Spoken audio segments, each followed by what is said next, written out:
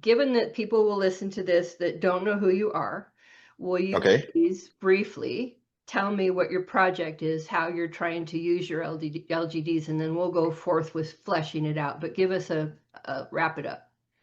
Okay. Sounds good. Go for it. Now? Yep, you're on. Okay. Go. Okay, for those who don't know me, my name is Patrick Buchanan. I work in a conservation project in Patagonia. It's a big project that's been growing for about 15 years or so. And we work with many different parts of conservation in Patagonia, birds, mammals, lots of scientific research. So within all of these lines of work, with endangered species mostly, we started working with livestock guarding dogs about 6 years ago. We started with one first dog and then slowly built there. Now we're actually trying to breed our dogs and do this work. Our main objective is to eradicate the use of poison. There's sheep farming here in Patagonia. It's large scale sheep farming. On average, farms are about 40,000 acres, which is quite big. And there's quite a bit of problems with pumas and foxes, a kind of fox that's similar to I think bigger than a coyote, or it's quite big.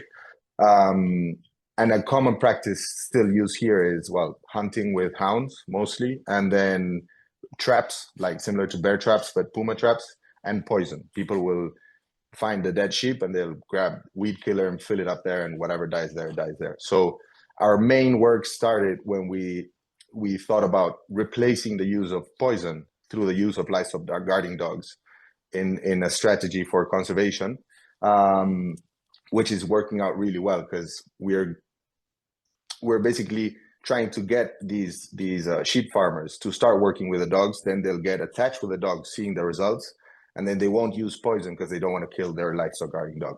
So that's been working really well. So far, we've covered about 160,000 acres where people are not poisoning anymore. So Wow. each dog has that's the advantage of big farms. So each dog working in a different farm covers between 40 and 60,000 acres of land of impact. So wow, it's definitely worth the effort, and it's fun to do it through the dogs. I had no experience with livestock guarding dogs, so it was a rough road to get there. We had one batch of pups, which was basically who taught me everything. It was some dogs worked well, some didn't work that well. And now we're having a second litter of pups. They were born 10 days ago. Tacha is the mother. She's one of the dogs I raised on the previous litter. And we have 6 pups, and we're in the process of raising them now. So that's why also I have so many questions for Cindy and her experience. So that's, I think, a basic recap in a way. I can go on for this for like 10 hours, so stop me. Well, I might let you at some point. It's endlessly fascinating. I really appreciate you taking the time to be willing to talk to us and share this. I know you're busy and you're eons away from us. Will you, because it matters to me, will you briefly talk about what it's like to deal with the cultural fog and trying to promote something like this? Well, the main challenge there is livestock guarding dogs here have only been started to be used about 30 years ago. So it started in small scale farming. So for many years, some people were starting to use the dogs with very little experience. So from a big percentage of the dogs, many of them failed. So the establishment of the use of the dogs was quite affected by that at start. So many people are not really convinced that the dogs actually work properly to protect sheep in these places. And in a way, it's true because farms are so big that we have farms where we have 4 different dogs working together, or 5 different dogs working together, and pumas still actually manage to kill sheep in big numbers. So that's a bit of a challenge. One thing we're starting to do now is the places where we're having the best results, we're thinking about using other complements to try and help the dogs. So the dogs here are not a magic solution, and they're not the solution. They're one part of a help to a whole problem. That's also an important thing that we are very not only convinced, but we actually tell that to people is this is not the solution. Because if we go there and tell them, okay, this is going to solve your problems, and then they bring 10 livestock guarding dogs, and the puma still kills many sheep, then that will really throw everything down. So we're working. We have different farms where we're having great acceptance from the owners to work there and try new things, and they're really attached with the dogs. They work with the dogs really well. So in that places where our next plan is to use fox lights or light deterrents in complement to the dogs in parts of the farms where the dogs are not actually covering the area, and all of our dogs have GPS transmitters, so we have an idea of where they actually are covering the place and where they're not. So that's one of the next things we want to try with the older dogs right now. I had a question for you right out the window. Oh, I don't know. Hey, Cindy, Yeah. do you want to define what cultural fog is?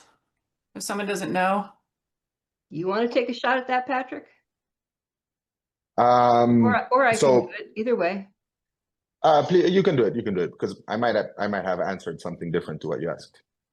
Oh, so cultural fog is a belief system of the people in regions or in whatever. I mean, cultural fog can be in a household, or it can be in a country, or it could be whatever. But it's the kind of the mindset of like right and wrong and ethics, and all the ways that we hold things, and to present something different to that is a tricky thing. You can't come in and tell people that they're wrong.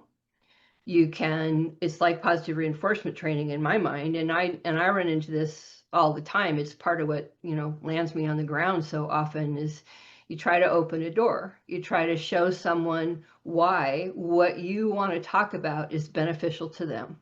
How does it make their life better?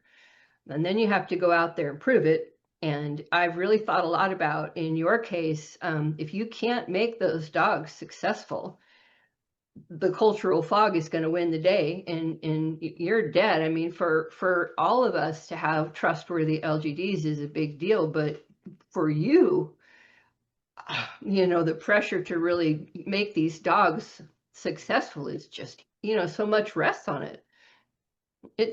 I'm amazed by you. Ellie, does that answer what you wanted me to say? Yes, thank you. Yeah, one thing I think I can say about that is the main thing we're doing, which is very costly in a personal way, in time and energy and in illusion and many things, is every dog here in Argentina, if you buy an LGD, you buy the LGD as in the same way you'd buy a fork in the supermarket. You bought it, that's it. It's your thing. There's not much follow-up on the dogs. So that's also in a way why I believe many dogs fail. So what we are doing is every dog that we've handed over, we follow up with that dog constantly through time. I don't know until when. So this last batch of pups is 2 years old now. Some of them have matured, some have not. So I'm still working with them. And that has really made a difference with the cultural fog, because people actually started working with the dogs in their shoes. They took a gamble and they said, okay, I'm going to try this differently to what we've done for 200 years. And if they have someone with them whenever things are not going that well, I've seen it helps a lot. So that's basically our kind of strategy to try and make the dogs work. It's not easy because every time the dog does anything, it's, hey, Patrick, I've got this. And I'll be happy to work, but sometimes it's many dogs at a time. So that's why also I'm taking it easy on how many dogs we're actually breeding, because in a time management kind of thing. And also, I don't know, it's sometimes it's a hard blow when things don't go the right way in a bad way. So also kind of working through that. But we're managing some great results to work through that. It's going to be a slow work. If you ask me, I think this is a 20 years project. So maybe in 20 years, we actually have an actual and solid result, or we will know if it worked or if it didn't. So that's basically how we're working through it. Yeah, I'm really impressed with how much you personally invest in those dogs. You're doing there what I try to do here, and connecting with people, letting people find you is a big part of it. You know how to go straight to the source because you can be with the dogs, and you've got the dogs, and then you can work your way out. And I love the fact that you stumbled into my path, because you're more likely to be successful knowing how to partner with these dogs, you know, promoting how to be tough with the dogs. That could kill pumas, you know. It's a really big deal, other than that it is a hard thing to even contemplate. It's just true. And in this country is a significant contributor to dogs failing. And in my mind, they're born perfect. And so if they start with you and you cultivate them and you cultivate the people, and, you know, you need to spread it like religion. You need to duplicate yourself all over the place. You know, I hope that when I die, I will have planted seeds for all kinds of people to go forth, you know, in the same vein. I'm really interested to work with the fellow that you told me you thought would come into the course later. It's my privilege to support you, and I will do that in any way, shape, or form, including things like this with people. We just do question and answer or whatever.